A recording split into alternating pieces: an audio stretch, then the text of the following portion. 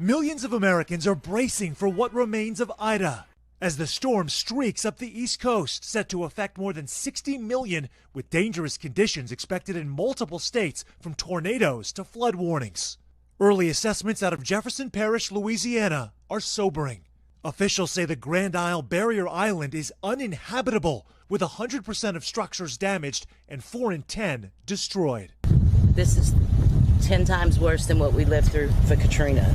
The view from above, just one lens spotlighting Louisiana underwater. Satellite imagery from Maxar shows striking before and after images. Parts of the state transforming from green to blue. We don't have any levee system here. We have a railroad track, and that's about it. The community of Cambridge, even now, has high water vehicles moving in and out, where residents like Damian Chichirski have been marooned. How many people do you think were rescued here, from your observation? My observation, at least 300. 300? Yeah. In this community? I believe so. Ida's overall death toll is almost certain to rise. In Virginia, 4 people are missing this morning after heavy flooding and landslides in the small town of Hurley. And in Slidell, Louisiana, an update on that man bitten by an alligator and reported missing. The sheriff saying in part, all accounts at this point are leading to a terrible tragedy that his wife had to witness. They are Katrina survivors who moved here afterwards, survived Ida, then this. She's in it. In the midst of tragedy, more heroic rescues are coming to light. Grab one on my shoulder. A Mississippi police officer rescuing several people trapped in a submerged car. The frightened occupants pulled to safety from the driver's side window. Yeah, I'm damn near homeless right now. Even those who planned for flooding, like Michael Lathers of LaPlace, are stunned. Everything fell. I had holes in my roof. The kitchen destroyed. Lathers blames his community's catastrophe on the multi-billion-dollar levee system protecting neighboring New Orleans. When I bought this house, I didn't need flood insurance.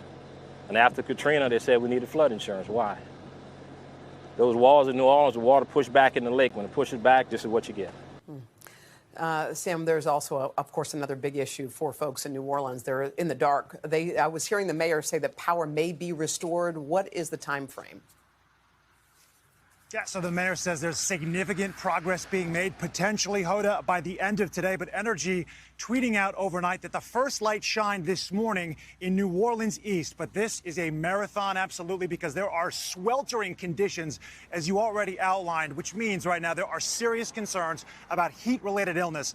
Tulane University has already evacuated its students to Houston. There's conversations still on the table at this moment about trying to evacuate other folks in the city. And the concerns right now, guys, from Energy are twofold. We can either try to restore the critical transmission lines or create an island grid for just the greater New Orleans area, if that is what it takes to get things back up and running. Hoda, back to you. All right, Sam Brock for us there in hard-hit LaPlace. Sam, thank you. All right, that blistering late summer heat, one of the major problems down there in the Gulf.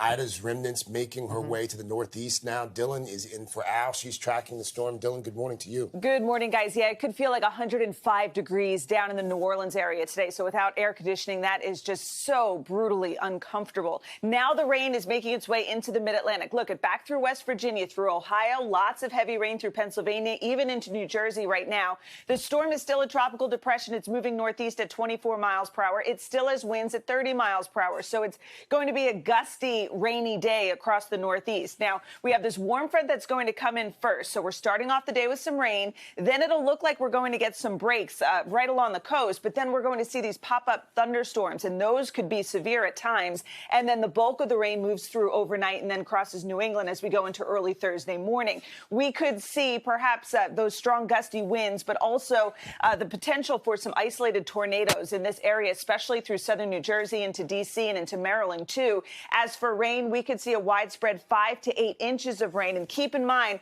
the ground is saturated. It has been a very wet summer, so this could lead to flash flooding issues through the mid-Atlantic and into the northeast as well. Hoda. All right, Dylan, thanks.